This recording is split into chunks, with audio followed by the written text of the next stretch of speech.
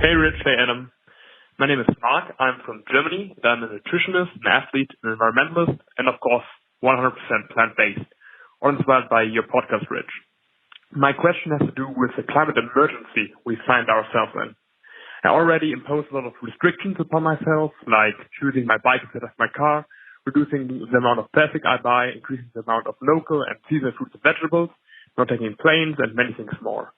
And these restrictions have actually improved my quality of life, especially the plant-based diet. However, I'm also struggling to choose between what is unnecessary and should thus be restricted and what is still acceptable, like using the car for a holiday, creating carbon emissions by watching Netflix, or living in a beautiful but huge house instead of a more minimalistic and environmentally friendly alternative. I'm trying to figure out the right spot between Tom Hanks in Castaway and Leonardo DiCaprio in The Wolf of Wall Street. Thanks, guys. Thank you for the question, Mark. That's a great question. It sounds like he's more Tom Hanks in Castaway than he is Leonardo DiCaprio in Wolf of Wall Street. Yes, by a country mile. This is the dilemma that we're all struggling with, is it not? And I think there are things that we can do, which you are already doing, and I applaud you for that. And I'm trying to do the same.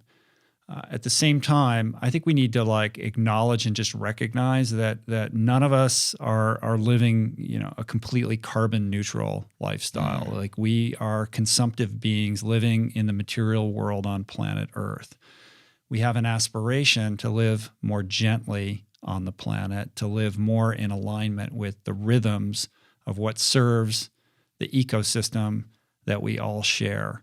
But none of us are immune from the harms that just our existence creates. And I don't think that anybody is served by somebody becoming, a complete martyr or a recluse.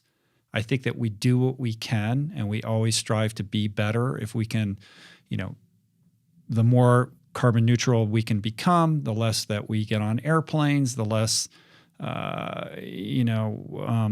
petrochemicals that we're using. All of these things are great, but I think we have to think about how can we leverage this message to create a ripple effect with other people, right? So if everybody reduced their carbon footprint 10%, that would be massive and more impactful than you living in, an electric van down by the river and never communicating with anyone. You know what I mean? So it goes back to what we were talking about at the outset of this podcast, which is that meaningful conversation matters. So I think where you can create leverage is to engage your community with these ideas, to try to spread them.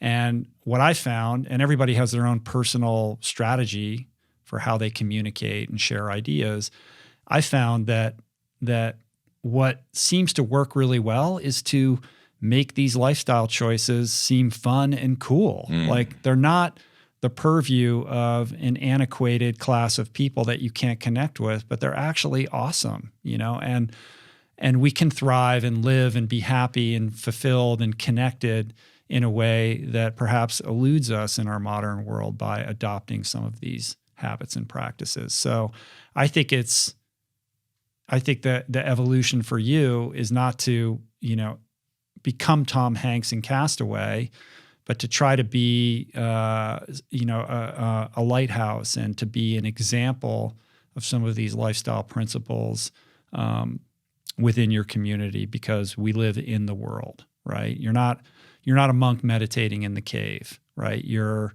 a spiritual being having a human experience in the midst of a lot of chaos and disruption. So how can you be a force for positive change among those people that you're connected with?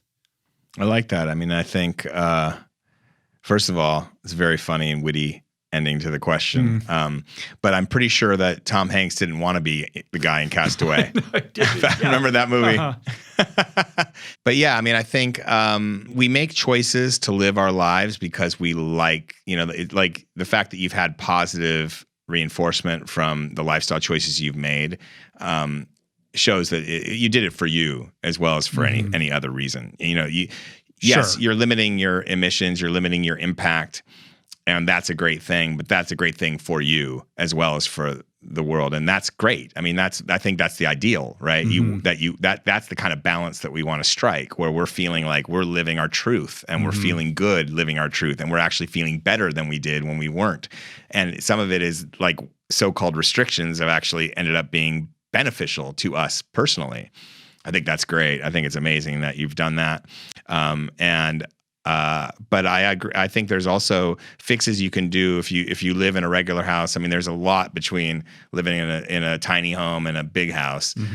And if you do own your own home, you could install gray water systems, cistern to capture rain. You can model some environmental technologies that could be then used widespread in your neighborhood or your town. I think there's things you can do then those kinds of modalities that can be replicated to really fix cities and systemic problems. That's another way of going if you are going to choose to live kind of in the house you have now. 100%. And so I think that you can just keep going with this, but you don't have to live in a certain type of way. You don't have to live in a tiny place to have a big impact. Right. And it shouldn't be driven by guilt, but rather, this aspiration to live more connected. Yeah. And you can be minimalist. I mean, I don't have a big footprint in terms of where I live, but some of that is just kind of the circumstances that, of my life. So, and there's ways to, correct me if I'm wrong, you probably know more about this, and I probably should know more about this than I do, but when you are, traveling by air, you can purchase carbon offsets, or you can find a way to do that travel in a carbon neutral way. You can.